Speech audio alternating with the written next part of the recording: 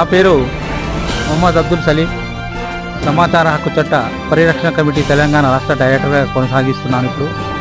అలాగే మిత్రుడు టి నరసింహాచారి, న్యాయవాది, సలహాదారుడు, జిల్లా సలహాదారుడు. అలాగే డి లలిత మేడం గారు కూడా సమాచార హక్కు చట్టం జిల్లా మహిళా సెక్రటరీగా కామారెడ్డిలో పనిచేస్తున్నారు.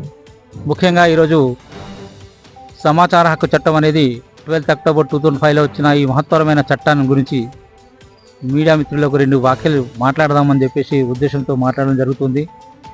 అయితే ముఖ్యంగా సమాచార హక్కు చట్టం అనేది పేదవాడికి ఒక వజ్రాయుధం లాంటిది.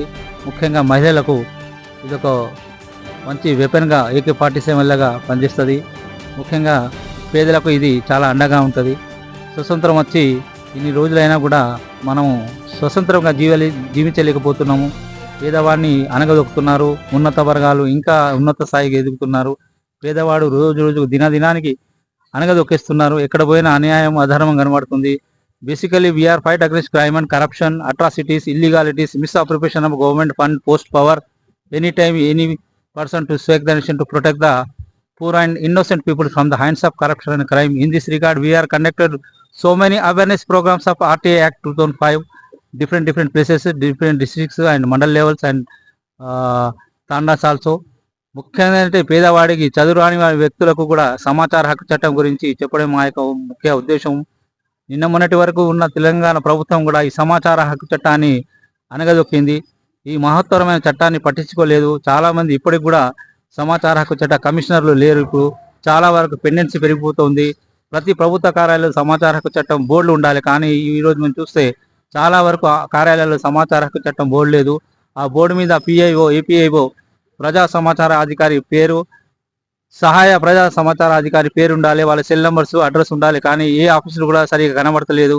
ముఖ్యంగా జిల్లా స్థాయిలో, మండల స్థాయిలో మనం సమాచార హక్కు చట్టం గురించి చెప్పుకుంటాం. కానీ గ్రామాలలో, మారుమూల గ్రామాలలో సమాచార హక్కు చట్టం అంటే అది ఎట్లా ఉంటుంది అని అడుగుతున్నారు ప్రజలు.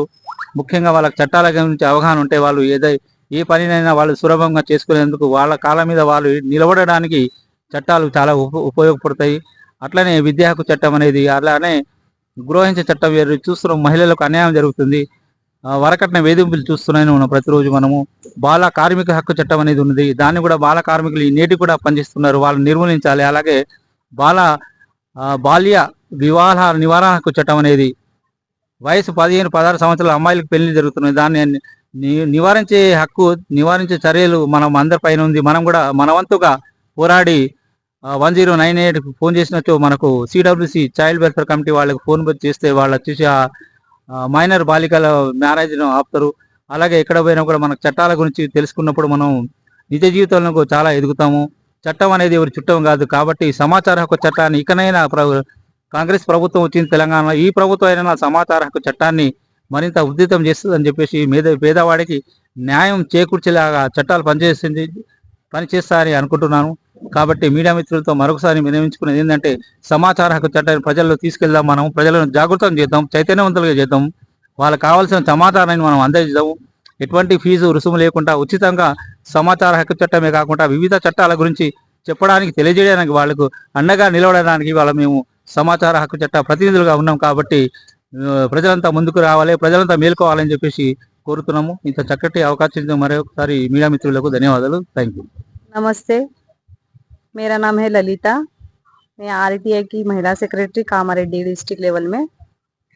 औरतों पे बहुत सारे जुल्म हो रहे हैं. ये जुल्म के खिलाफ हम लोग, हमारे पास कोई भी आए तो ये जुल्म के खिलाफ हम एक्शन लेते हैं. ये RTA ग्रुप का ये पूरे टीम, हम लोग सब पूरे टीम मिलके ये काम करते हैं.